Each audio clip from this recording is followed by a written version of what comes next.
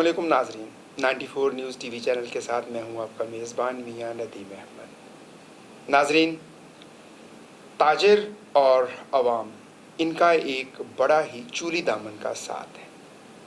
تاجر حضرات اپنے کاروبار کے لیے اپنے گاہک کا انتظار کرتے ہیں۔ موجودہ حالات اگر دیکھتے ہیں تو مہنگائی کی ایک لہر جو ہے وہ بڑی تیزی کے ساتھ بڑھ رہی ہے، لیکن اگر ہم دیکھتے ہیں موجودہ حکومت جو ہے پیٹرول کی قیمتیں انہوں نے کم کی ہیں، لیکن اگر دوسری طرف دیکھتے ہیں بجلی کی قیمتوں میں مسلسل جو ہے وہ اضافہ ہو رہا ہے۔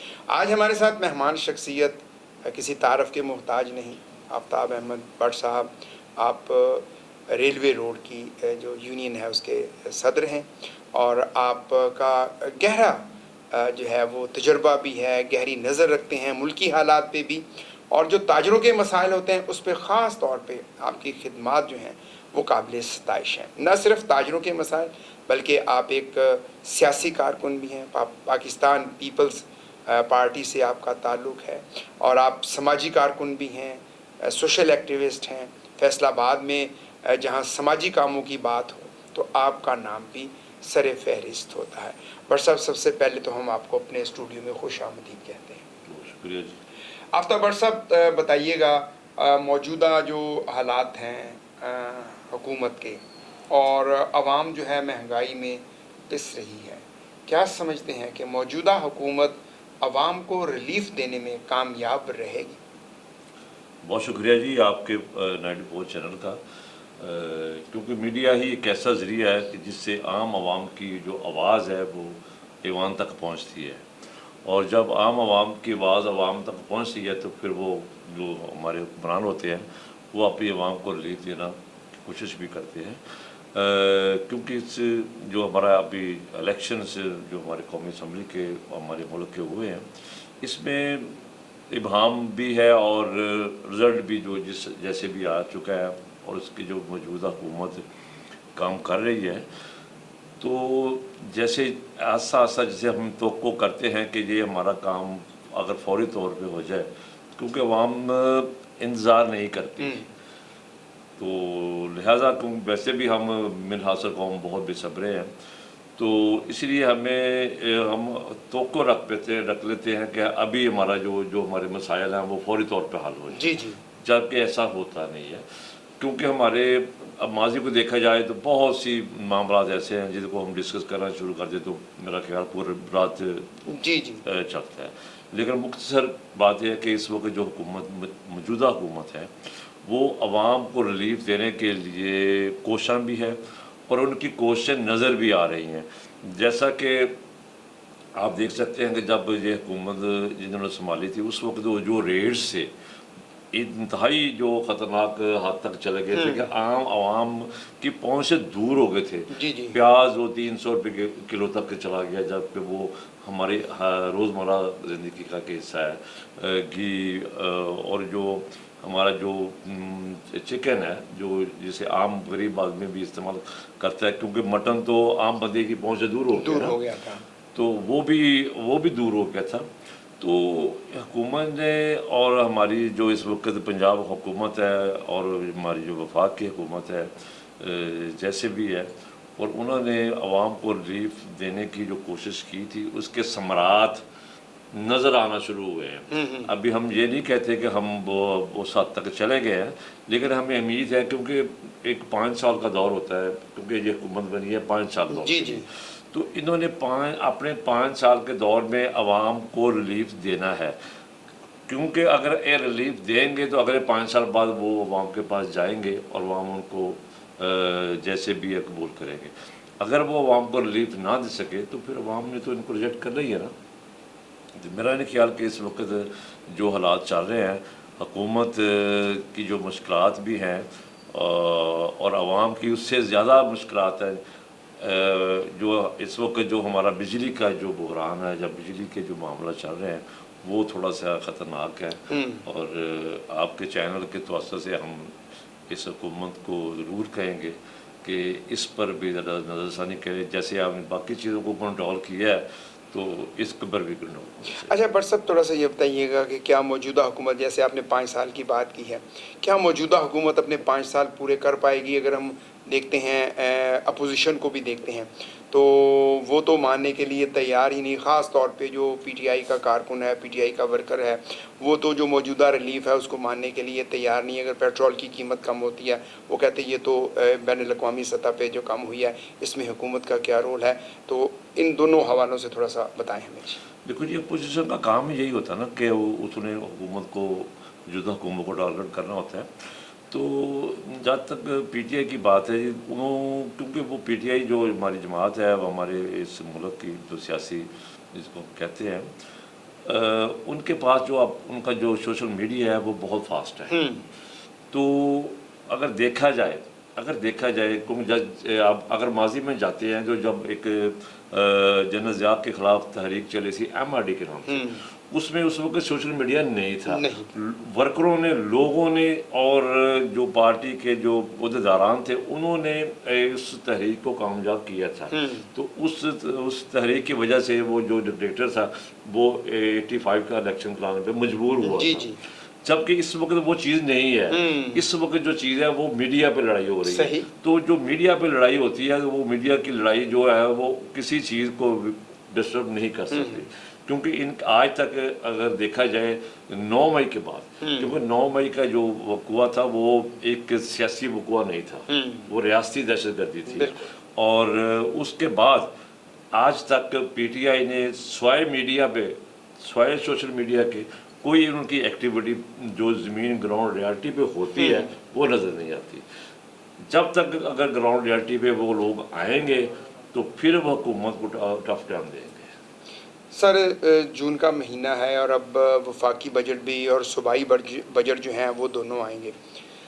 ताजरों के क्या मसाइल हैं? ताजर क्या चाहते हैं? इस बजट में क्या रिलीफ मिलना चाहिए ताजरों को ताकि वो आवाम तक रिलीफ पहुँच सके? जी बिल्कुल जी, ताजरों के जो मसाइल हैं जी वो तो इंतहा किस्म के हैं कि उनको अगर हम शुरू कर दें गिनवाना तो मेरा ख्याल है कि बहुत टाइम लग जाएगा। ताजरों के मसाइल, हुकूमत और ताजर ये एक पेज पे होते हैं, और अक्सर कहा गया कि ये रीढ़ की हड्डी भी है, क्योंकि ये कमा कर हुकूमत को देते हैं। और हुकूमत जो वो हमारी आमदन से या हमारे पैसों से अपने मामला ज़िंदगी चलाती है, ठीक है ना, एक सिस्टम है। तो इस वक्त ताजरों के साथ जो सलूक हो रहा है वो मेरा ख्याल है उसको कहने की तो ज़रूरत नहीं है कि हर बंदे को पता चल गया कि ताजर को हमेशा दबाया गया है।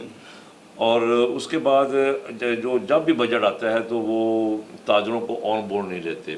ग्राउंड रियलिटी के अगर हुकूमत ने ताजरों जो अगर बजट के बारे जो उन्होंने डिस्कस करनी होती है, वो जो इंडस्ट्रीज़ के लोग, बड़े लोग हैं, जैसे कि चैम्बर में जो लोग बैठते हैं उनके साथ मशावर करते हैं, उनके मसाइल और होते हैं। जो हमारा शटर पावर, जो हमारा दुकानदार है, ताजर है, उसकी प्रॉब्लम और होती है, उसकी नुमाइंदगी नहीं होती। जब तक उसकी नुमाइंदगी PR तक नहीं जाएगी, उनके जो हमारे जो मसाइल उन तक नहीं पहुँचेंगे, छोटे ताजर को रिलीफ नहीं मिलेगा। बिल्कुल आपने कहा कि छोटे ताजर को जो है वो रिलीफ नहीं मिलेगा। तो क्या आपकी चैम्बर ऑफ कॉमर्स में जो है वो रसाई नहीं है, आपकी मेंबरशिप नहीं है? चैम्बर ऑफ कॉमर्स कैसे आप लोगों को साथ लेके चले? देखिए जी, चैम्बर ऑफ कॉमर्स में दो उन्होंने पार्टिसिपेट किए हुए हैं, एक आम दुकानदार, छोटा दुकानदार को, और दूसरा इंडस्ट्रीज़ को। जी। तो उन्होंने देखा ये गया कि जब भी अगर हुकूमत के साथ कोई मुज़ाकरात हुए हैं तो उन्होंने छोटे दुकानदार की जो नुमाइंदगी है उनको उन्होंने कभी भी ऑन बोर्ड नहीं लिया। हमेशा इंडस्ट्रीज़ के लोग क्योंकि वो जो हमारे जो चैम्बर के जो कह सकते हैं कि जो ग्रुप्स हैं वो सारे इंडस्ट्रियल हैं, तो लिहाजा उन्होंने ही अपने मसाइल उन्होंने उजागर किए हैं और अपने मसाइल पर ही बात की है। छोटा जो हमारा जो दुकानदार है, छोटा जो ताजर वहाँ जो नुमाइंदगी करता है, उसकी आवाज़ चैम्बर भी नहीं आगे लेकर जाता। चैम्बर भी आगे नहीं, लेकिन सर एक टेनोर तो ऐसा भी रहा जहाँ पे एक राना सिकंदर आज़म एक छोटे दुकानदार चैम्बर के सदर बने, तो उस दौर में भी आपको रिलीफ नहीं मिले? देखिए जी, बहुत वो एक अहम बात आपने कर दी کہ رانا اسکندر اعظم ایک چھوٹا دکاندار تھا اور اس کی جو 15 سالہ جدوجہد سی، اس کا جو لازم تھا چیمبر کے ساتھ، اس کو بینیفٹ بھی ملا، اور اس کے دور میں جو دیکھا گیا کہ چیمبر عوامی بن گیا تھا، عام لوگوں کا وہ چیمبر نظر آیا تھا اس کے دور میں. تو کیونکہ 1 سال کا دور ہوتا ہے، اور وہ دور بھی ایسا دور تھا کہ اس میں دور میں کووڈ کا ٹائم پیریڈ تھا، تو اس لیے وہ جو اس نے کام کرنے تھے عام تاجر کے لیے وہ نہیں کر پایا. تو اس طرح کا اگر کوئی اور لیڈر، تاجر، رہنما یا نمائندہ اگر ہمارے چیمبرز میں آ جائے تو میرا خیال ہے کہ چھوٹے دکاندار کی مزید آواز جو ہے وہ سنی جائے. اچھا بٹ صاحب، اپنی ایسوسیشن کے حوالے سے میں تھوڑا سا بتائیں، کیسے آپ اپنی ایسوسیشن کو، ان کے مسائل کو، کیسے آپ کے الیکشنز ہوتے ہیں اور کتنا ٹینور آپ کا ہوتا ہے، یہ بھی ہمارے دیکھنے والے کو بتائیں. دیکھیے جی، ہمارا جو ریلوے روڈ ہے جی ایک شہر کے بالکل سنگم میں واقع ہے، اور آپ کہہ سکتے ہیں کہ یہ 8 بازاروں کا ایک جو جب جانا ہے اس نے وہاں سے گزر کر جانا ہے. تو بڑی مارکیٹ ہے، انڈسٹریز کو وہ ڈیل کرتی ہے، عام گھر کو بھی ڈیل کرتی ہے. وہاں پہ انڈسٹری کا بھی سامان ہے، ہمارے جو سینٹری ویئر ہے، ہارڈ ویئر ہے. تو اس مارکیٹ میں ہر طرح کا جو ہمارا گاہک موجود ہے. تو اس حوالے سے ہمارا جب ریلوے روڈ بنا تھا تو اس وقت ہمارے جو بڑے تھے انہوں نے 90 میں انہوں نے ایک آئین بنایا، اور اس کے تحت انہوں نے الیکشن ایک بنیاد رکھی تھی. اور اس الیکشن جو آئین تھا اس میں ہر 2 سال بعد الیکشن کی جو نویز سنائی گئی کہ ہر 2 سال بعد الیکشن ہوں گے. لیکن بد تھی کہ وہاں کے جو ہمارے بڑے لوگ تھے، جب بڑے تھے، انہوں نے وہ 1990 کا جو الیکشن تھا اس کے بعد 1992 میں الیکشن ہونا چاہیے تھا، لیکن وہ الیکشن ہوا 2007 کو. 17 سال بعد انہوں نے الیکشن کروایا. جب 17 میں الیکشن ہوا تو وہ 2009 میں ہونا چاہیے تھا، لیکن وہ جو گروپ آیا اس نے بھی وہ اس کو ٹائم پیریڈ لیا. اس کے بعد 2014 میں ہم نے آواز اٹھائی 7 سال بعد تیسرے الیکشن کے لیے کہ 2 سال کا ٹائم پیریڈ، آپ 7 سال ہو گیا، الیکشن کو نہیں کروا گئے. اس کے بعد ہم نے 2 جدوجہد کی، پوری مارکیٹ کو کنوے کیا، پوری مارکیٹ کو اس کی سپورٹ کے ساتھ ہم نے 2014 میں پہلا الیکشن، وہاں تیسرا الیکشن کروایا. اس کے بعد الحمدللہ ہم نے وہ الیکشن ون کیا. تو ہم نے اسی آئین کی پاسداری کرتے ہوئے 2 سال بعد 2016 میں تیسرا الیکشن کروا دیا. صحیح. جو ہم نے 2016 میں الیکشن ون کیا، اس کے بعد ہم نے 2018 میں بھی الیکشن کروا دیا. ہم نے 2 سال کی ریت جو برقرار رکھی. اس کے بعد 2020 میں جو الیکشن ہوا، 2020 کے بعد بدقسمتی سے ہمارے کچھ دوست مارکیٹ کے جو آپ کہہ سکتے ہیں کہ جو بڑے چودھری گروپ آپ کہہ سکتے ہیں جنہوں نے ہمیشہ ہولڈ کیا ہوا تھا، انہوں نے اس الیکشن کو تھوڑا سا ڈیلے کر دیا. اس وقت جو صورتحال ہے، ہمارا 16 ماہ جو الیکشن لیٹ ہو چکا ہے. ابھی ریسنٹلی الیکشن کمیشن جو ہمارا بنایا ہوا تھا انہوں نے جو ہمارا الیکشن شیڈول جاری کر دیا ہے، اس کی ہم کل کو تیاری کر رہے ہیں.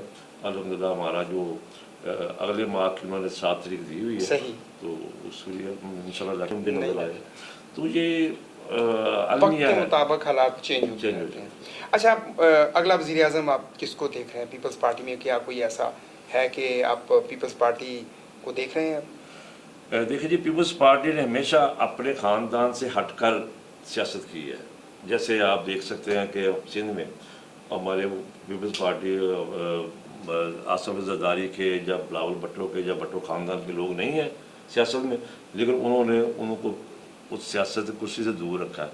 آپ پنجاب میں دیکھ لیں، پنجاب میں نون لیگ نے ہمیشہ جو سیاست کی ہے اپنے گھر میں رکھی ہے. سیٹ انہوں نے آج تک باہر کسی کو نہیں دی، یہ واضح ہے. تو لہذا پیپلز پارٹی ہمیشہ جو سیاست کرتی ہے وہ اپنے ورکروں کے ساتھ کرتی ہے. تو جو ورکروں کے ساتھ سیاست کرتا ہے تو وہ گراؤنڈ ریالٹی پہ وہی رہتا ہے. آفتاب بٹ صاحب، آپ کا بہت شکریہ، آپ ہمارے پروگرام میں تشریف لائے.